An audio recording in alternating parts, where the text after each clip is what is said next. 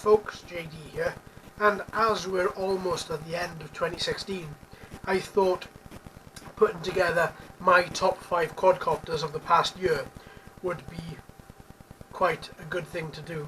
So here we have it, here are my top 5. So without further ado, let's go through them individually and see what we've got. So to begin with, let's look at this guy. I'm sure all of you remember this from a few months ago. This is the Hubsan X4 Desire H502E with GPS.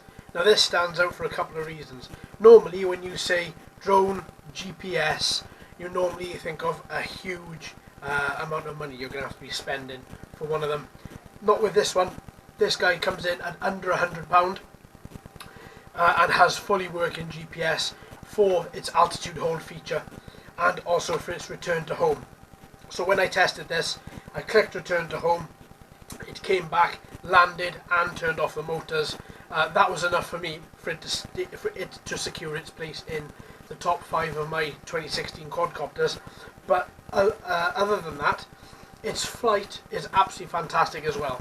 It is so steady, sturdy, and also responsive to the transmitter. So this one is most definitely, hands down, my most favourite quadcopter of 2016. So let's go on to the second one. The Syma X5UW. Now we've all seen Syma-copters over the past few years. They've all been quite samey, quite plasticky, work very well, fly very well, but I've always felt as if they've lacked, I don't know, something, some polish, some refinement. This guy just brings it in spades. I mean, to begin with, they redesigned the battery. Then they added a nice 2 megapixel camera on the bottom. They gave it fully working automatic takeoff and landing as well, without GPS. Not just that, look how aerodynamic this is. Look at it, they've styled it so well.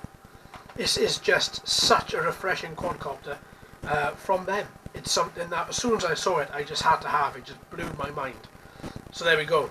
This is the reason why it is number 2 in my top 5 of 2016. Now let's look at number 3. Number 3, here we go. Good old trusty.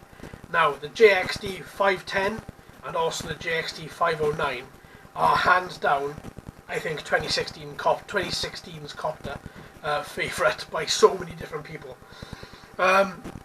Almost every person I've spoken to who are into quadcopters have at least flown either the 510 or the 509. Now my 509 is pretty much ruined. It is been my crash test dummy. It's how I learned to fly quadcopters.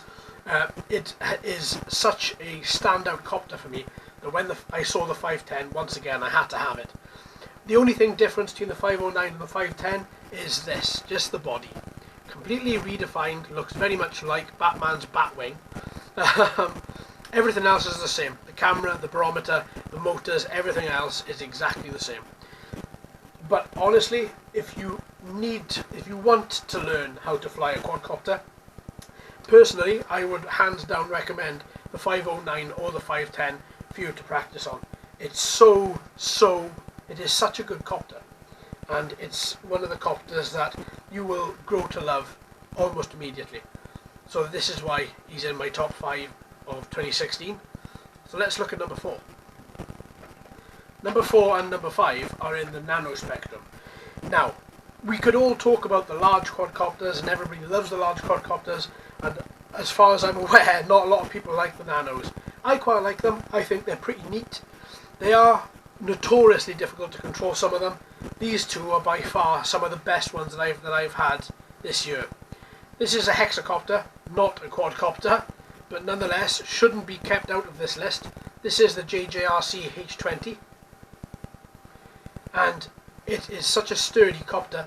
Doesn't have a camera, it's just good for flying, and I tell you what, this guy is brilliant, absolutely fantastic. Check out the video on my feed if you haven't seen it already. It's a couple of months old, but yeah, so much fun flying this guy. This is why he is included in the top 5. And at the time of me receiving this guy, he was the smallest quadcopter in the world. I don't know if he still is, I very much doubt it, but this is the Hubsan H111, and once again, a sturdy quadcopter, very, very fast, but overall just so much fun. These nanos are just heaps of fun. So let's bring them all back on top of here and let's have a look at them all. So there we go. Look at all these. Brilliant quadcopters. Now, as this is just my top 5, I'm sure there are ones that you're sitting here as you're watching this thinking to yourself, well, I wouldn't rate that one, I'd have this one instead. It's an immensely personal thing, the top 5, just based on your experiences more than anything. And my experiences with all of these have all pretty much been so much fun, flawless, and just enjoyment from the get-go. That's why I'd recommend, if you're going to buy one, even if you're new to quadcopters, if you've been around them for a couple of years, don't dismiss any of these. These guys are really, really worth it. So there we have it. That's just a short video. Hope you've enjoyed it. Thanks ever so much for watching and listening. I've been JD. You've been fantastic as always. So until our next video, my friend, in the next couple of days, happy flying.